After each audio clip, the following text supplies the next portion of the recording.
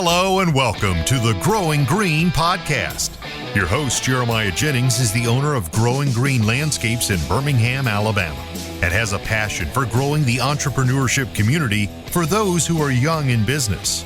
Being a business owner isn't easy, especially in the early years, and that's why in this show we dive into a wide range of topics covering all the challenges small business owners deal with. Even if your company is generating $1 million or more, the stories from our great guest and Jeremiah's own firsthand experiences will propel your business forward. And now, here's your host, Jeremiah Jennings.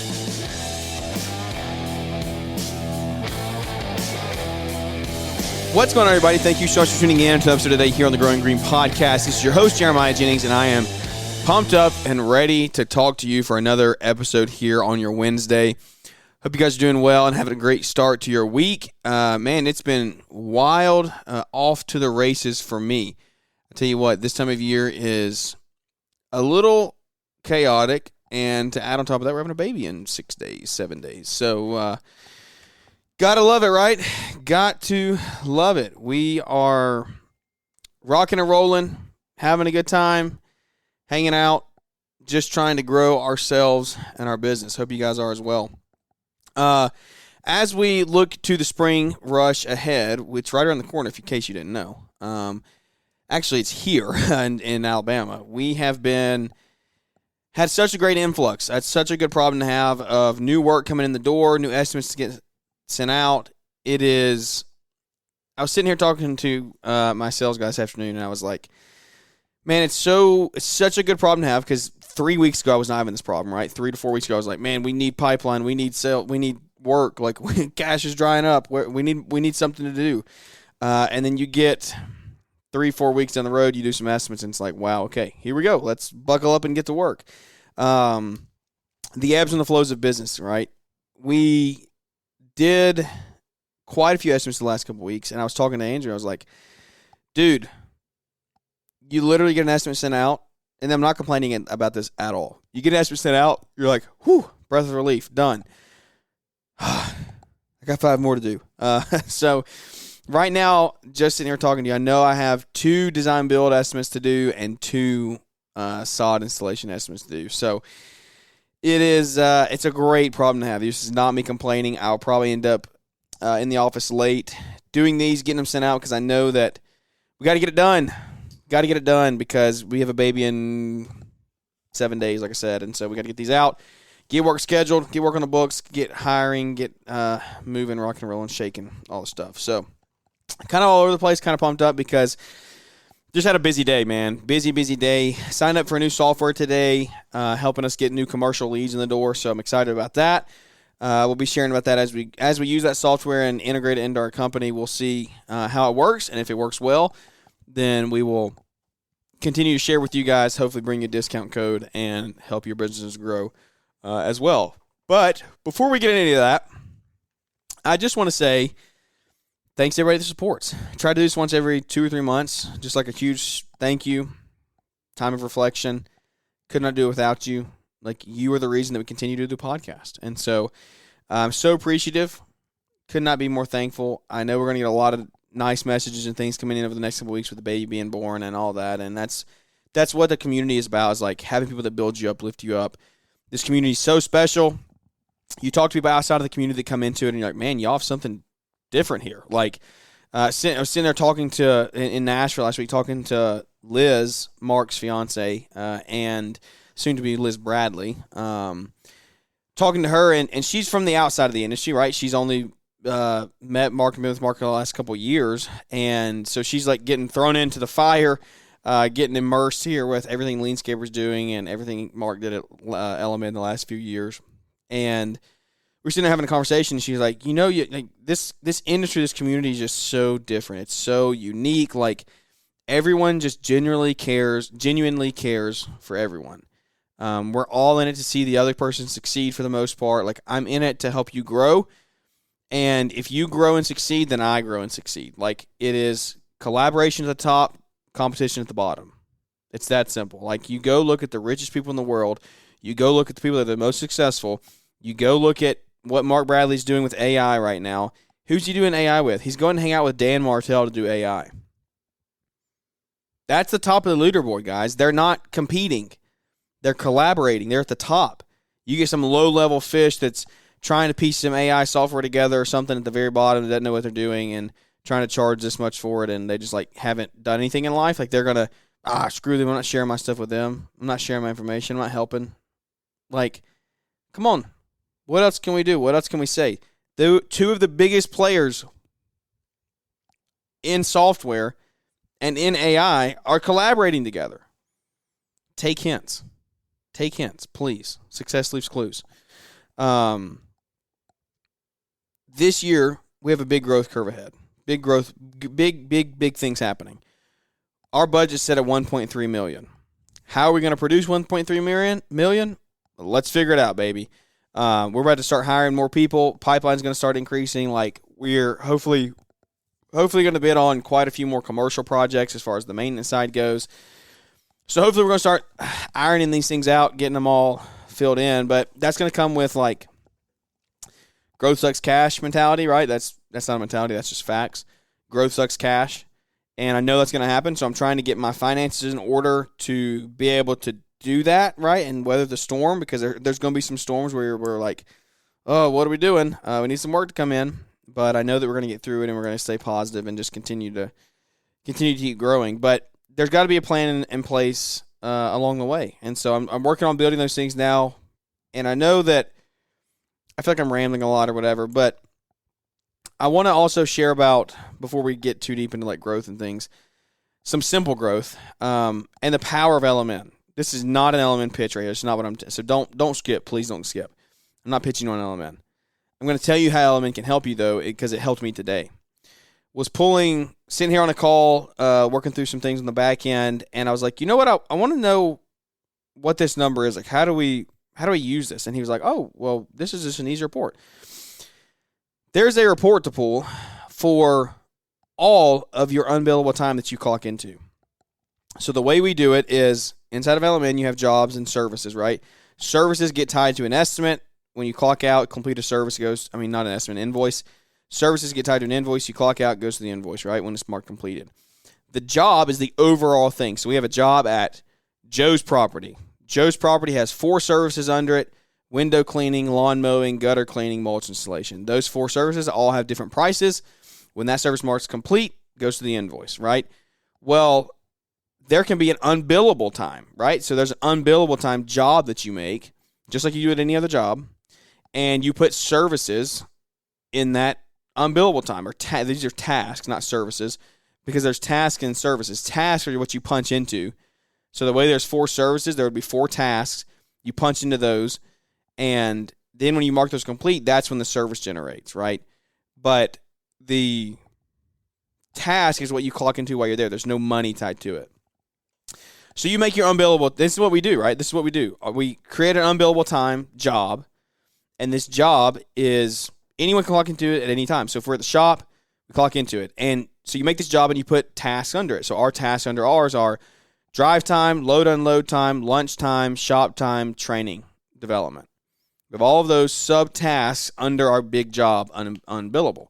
So whenever you're clocked in that unbillable job, then you are doing something that's not directly making the company money.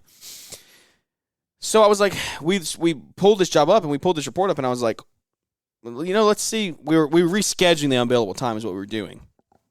And I don't know how we even got to the point of like viewing the time report, but I was like, let's look at this report. And so we looked at the report.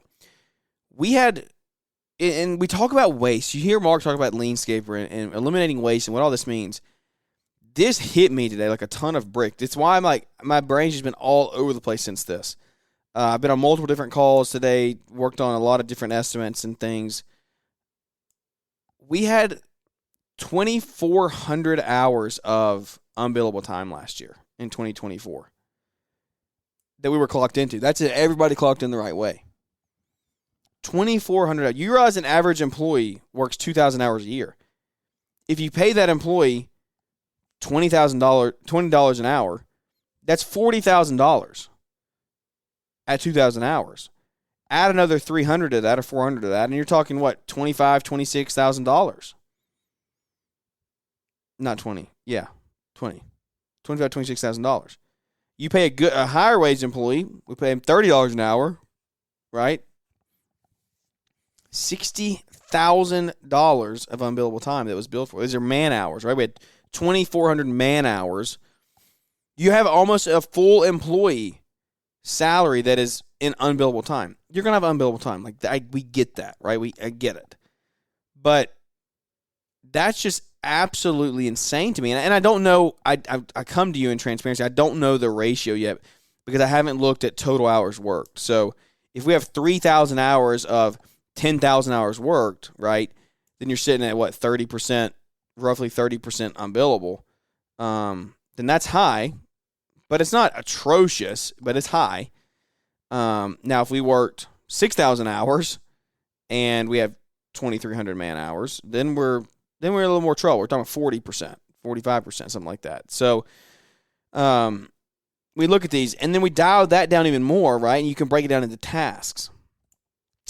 That was total unbillable. Break it down into tasks. Our drive time was 1,250 hours, I believe, something like that. Just in drive time. That's just guys sitting behind a windshield. Like, absolutely crazy. That's for an entire year. That's Christmas lights. That's design build work. That's everything, right? That's everything. So keep that in mind. But I'm just like, holy cow. If we did 1,300 hours behind the wheel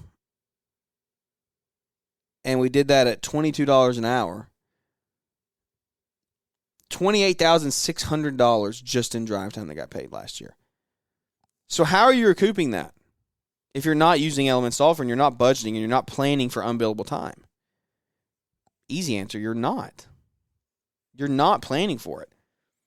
But you're going to come at me and say it's not worth $8,000, $6,000 a year in software, but you're going to spend $28,000 on unbillable drive time because you don't know what you don't know.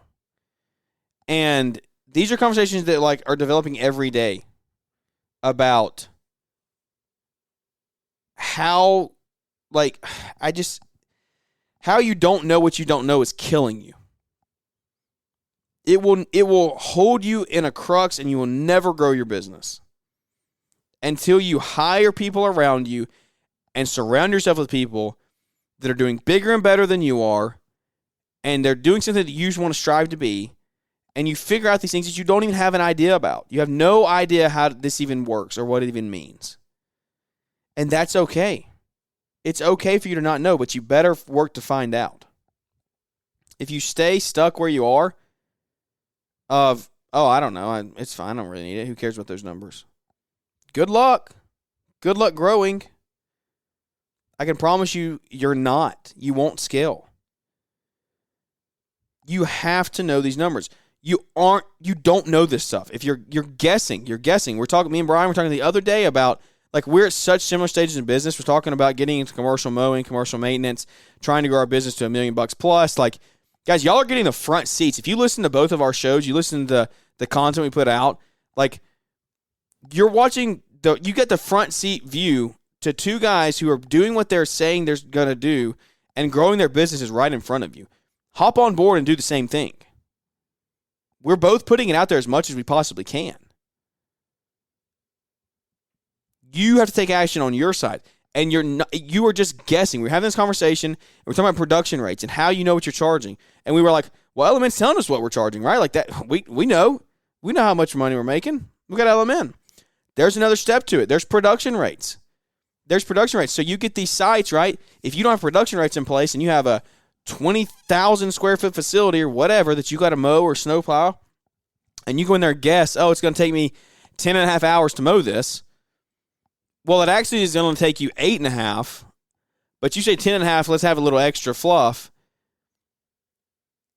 You're going to get underbid every time by commercial contractors because big commercial companies are using production rates, and they are telling you, they're telling themselves, their software is telling them, we have to charge this, we have to make 12% profit. There's no fluff factor.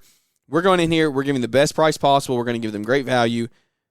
We're going to charge them whatever the dollar amount is to make this amount of profit, This is what we have to survive. This is how we're going to grow. And they're getting the bids. They're winning them because they're charging what they have to charge to make money and to grow, but not to be, and it's not even being greedy. It's just like, it's a competitive market. But the thing is, they know what they're charging. They know how long it takes them. They know it takes them 30 minutes to cut a 20,000 square foot piece of grass, right? Like, they know because they have the production rate built out. If you don't, and you're guessing takes 10.5, but it's only going to take you 8.5, well, that's 2 extra man hours built out of $80 a man hour. That's $160 per cut. You do 30 cuts. So that's, what is that? 3,000, something like that. 30 cuts times 160. That's $4,800 a year that you're overcharging what the next company's going to charge. That's billing out at 8.5 hours. 8.5. 8.5 hours. Right? Like, come on. It's right there in front of you. We're learning this stuff right in front of you. You just got to take it. You got to take action on it. How do you do this? You get inside of a software like Element. You get in the community in Leanscaper. You build the software. And people are like, I'm not going to pay $5,000 a year. I don't need anybody to tell me what to do, how to run my business. I'm debt-free. I got to figure it out. Like, cool, you do. You may have it figured out, but you got a business. It's not even a business. It's not a business. It's not a business. It's an entity with a service provider that you can go out and you can provide service to people, but if you get hurt and you get sick and you go down, your service stops. You don't provide service any longer. Think about it. You don't provide service because you're down. The business does not continue because you're down. So sure, run your debt-free company, have your mowers, stay a solo guy, be a great service provider, make a ton of money, and live a good life. I am all for it. I'm all for it. But don't try to grow with that mentality because it's not going to happen. You're going to run yourself ragged. You're going to get burnt out. You're going to lose a wife. You're going to lose your kids. You're going to kill yourself because you try to do everything on your own. You don't want anybody to tell you what to do. You don't accept any help. You don't take any advice. And you're going to look back in 5 years and say you're in the same spot that you are now. You want to make decisions. You want to make choices. Make them. There's going to be consequences. There's going to be consequences to me growing a large business. I'm going to lose a lot of money along the way. There's going to be times where I lose money. There's going to be times where I'm cash poor, right? That is part of growth. I'm going to do everything in my possible ability to not be cash poor and to try to avoid these situations through the help of people who have done it more than I have. And I'm learning along the way each and every day what that takes. But that's because I'm surrounding myself with the right people. And if you're not, and if you're so hung up on the whole I'm debt-free and I'm business and I do this my own and blah, blah, I don't need anybody to tell me what to do, cool. Continue to do what you're doing. I'll help you. I'll clap for you. That's great. Don't dog somebody else that's doing it, though. Don't dog somebody else that's growing a big company. Because the same way that you don't want to be dogged for being a service provider, which you are, there's no ifs, ands, or buts about it. If you don't want to be dogged for being a service provider, because I'm not dogging you. I'm saying, great, that's awesome.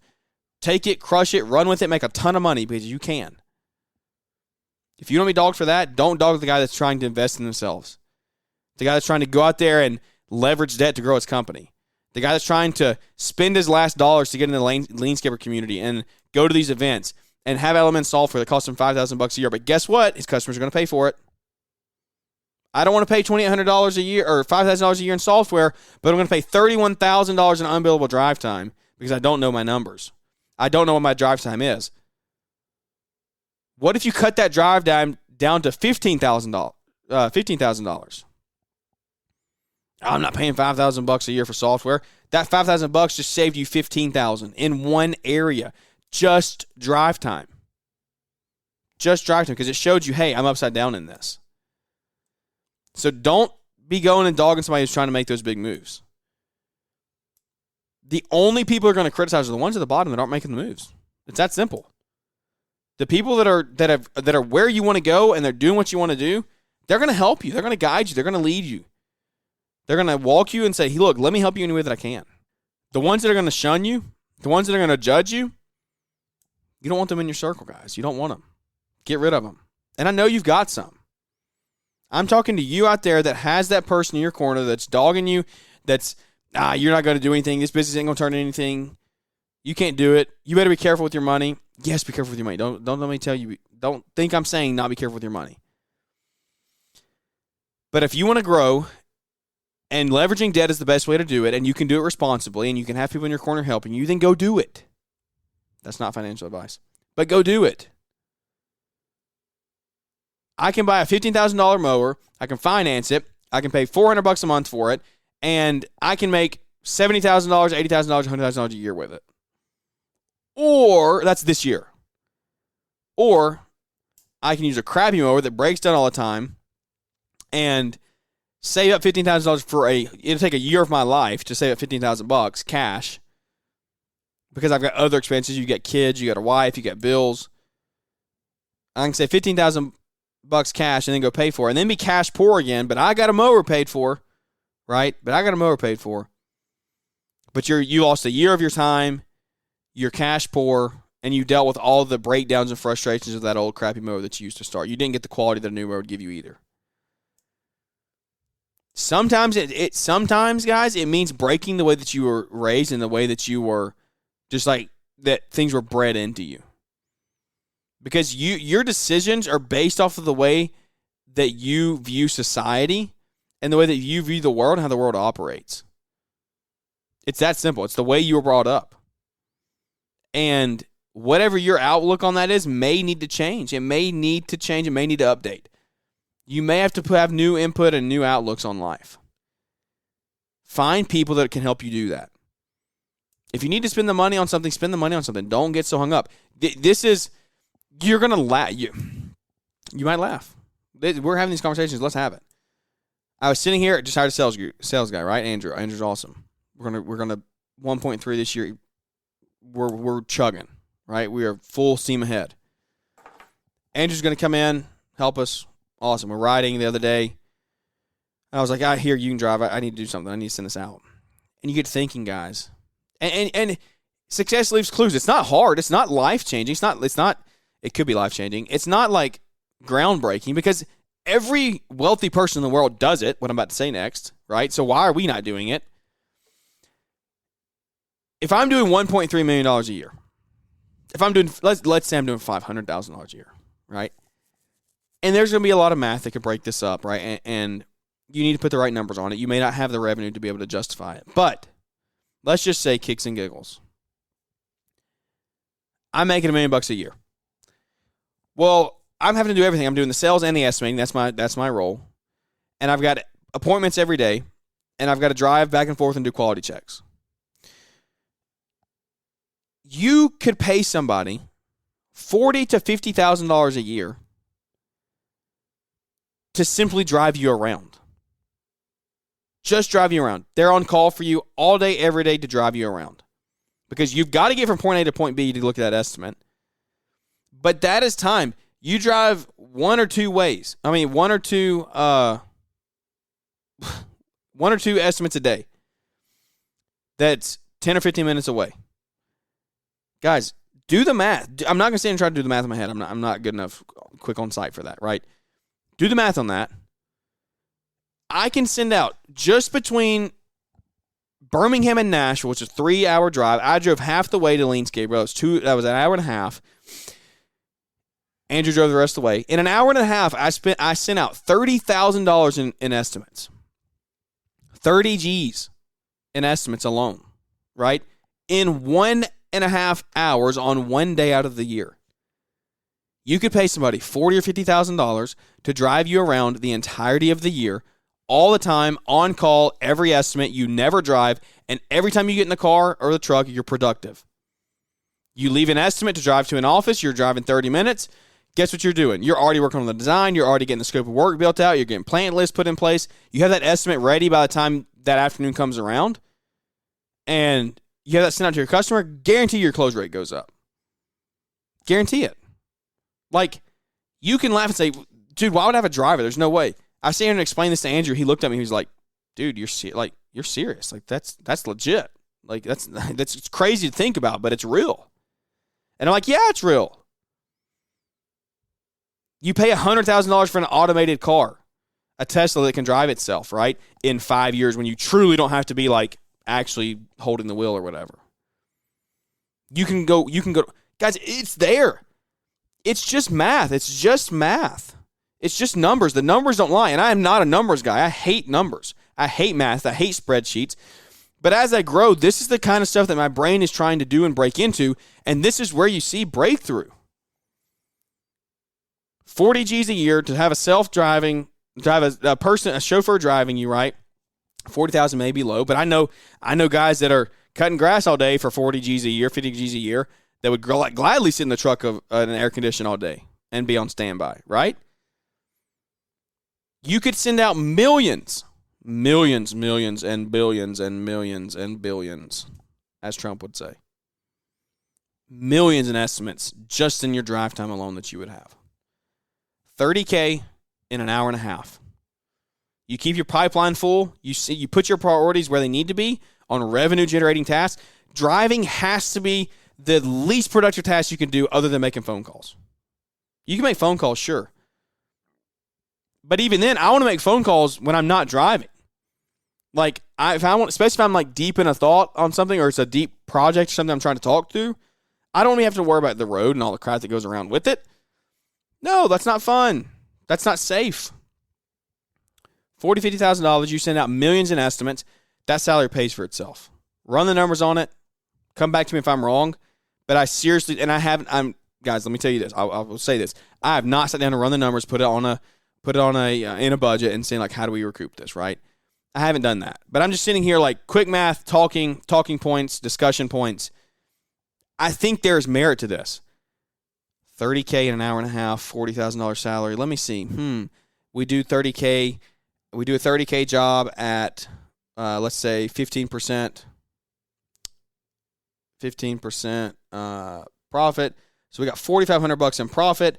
That means if we sold $30,000 at 15% for every year or throughout the year, we would need, let me see, 40,000 divided by 4,500. We would need to sell $210,000 of work. If we took, let's say we took all the profit from those jobs. So 210,000, make sure my math is right, at 15% would be $31,500.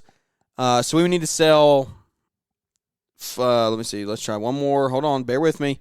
Don't give up on me yet. I'm getting close. If we sold $250,000 at 15% net profit, and you just took all the profit from that, and this isn't going to happen in real life. You have to sell way more than this. But that would be $37,500. You could find somebody that's door dashing right now to drive you for that. I promise. I guarantee it. I guarantee I would be shook if you couldn't. So, like, it's there. It's there. The opportunity is there. If you did 3%, 3% of $2 million is what? $60,000. So you took 3% and invested that into your time. Like, what percent of your time is being taken up driving? You tell me, right? Like, my drive time, let's say I was in the vehicle for that 1,300 hours. If I was in that vehicle for all 1,300 hours and I was sending estimates that whole time, like, come on. The numbers are there. I truly think it could work. So, I don't know. Food for thought. Take it and leave it. Take it and run with it. I don't care. Fired up today. A lot of stuff happening. Brains all over the place. So, forgive me if I'm a little scatterbrained. But I hope you got some value out of it. Elevate your thought process. Change some things in your life if you need to. If I can ever help you, reach out. Let me know. Fun Wednesday. We'll be back here on Friday. Big stuff coming. You know where to find us. Growing Green Podcast. Element. If you use Element, use code Jeremiah. Get you some savings there. And if you need anything about that, let me know. But also, Equip is coming up. Equip Expo is right around the corner. So use code GG50 with registration, and you get in there for a half off. So I know it's really, really cheap right now. I think it's like $10 or $12 a ticket if you go right now. So GG50 gets you in there. Book your hotel. We'll see you in Louisville. It's always a great time. So thank you guys. I love you. Appreciate you. Without any further ado, that's going to wrap this one up. We'll catch you here on Friday. Thanks for tuning in to the Growing Green podcast. It is an honor to have you listening, and we hope you receive valuable advice to help take your business to the next level. Don't forget to follow the podcast so you'll be notified when our next episode drops.